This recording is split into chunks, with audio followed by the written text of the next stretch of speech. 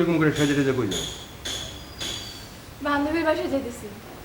আচ্ছা তুমি আর ঢাকা যাবে না এবার? না না, ঢাকা যাবো না, এখানেই ব্যবসা করি। আচ্ছা যাই হোক, শোনো তোমাকে একটা মজার কাহিনী বলি। আর মজা কাহিনী আছে? হ্যাঁ, বল কি?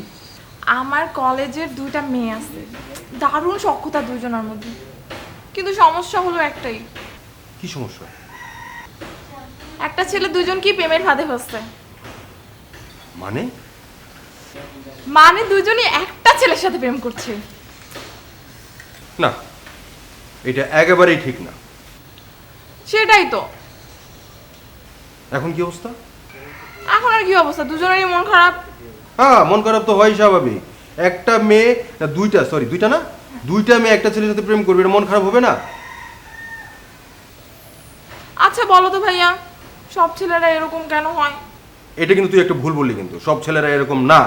একটা দুইটা ছেলের জন্য তুই সব ছেলেদেরকে নিয়ে কথা বলতেছিস কেন? তোকে বলছে সব ছেলেরা এরকম। হ্যাঁ, সব ছেলে এরকম হবে কেন?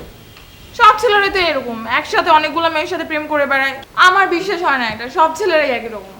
তোর বিশ্বাস হওয়া না হওয়াতে আমার কি? হ্যাঁ, এই যে তুই যে সাইজে এতগুলো সাইজে টাইজে তুই বান্ধবীর বাসায় যাচ্ছিস, এভাবে কি বান্ধবীর বাসায় যায়? এভাবে মানুষ প্রেম করতে যায়। তোর বুঝাও যাচ্ছে না তুই বান্ধবীর বাসায় যাচ্ছিস না প্রেম করতে যাচ্ছিস। আরে তোমার সাথে কথাই বলা যাবে না। হ্যাঁ, তো আমার সাথে কথা বলা তোর দরকার নাই। সব ছেলেরা খারাপ। হ্যাঁ, মোটটা নষ্ট করে দেবে।